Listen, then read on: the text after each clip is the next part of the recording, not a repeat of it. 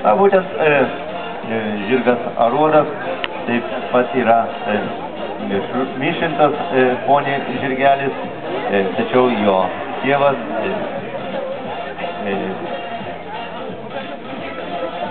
šios taurytės tėvas yra aruodas, grinaveisis žemaitukų veisės eržlas. O mašina apėlė. Taip, kaip minėjau, kad puikiai jaučiasi Gintarė jodama ponės klasės žirgais. Ir be abejo, su ją kitiems raitiniams yra sudėtinga kovoti, kadangi yra ne viena pergalė pasiekta jojant būtent šiais žirgeliais.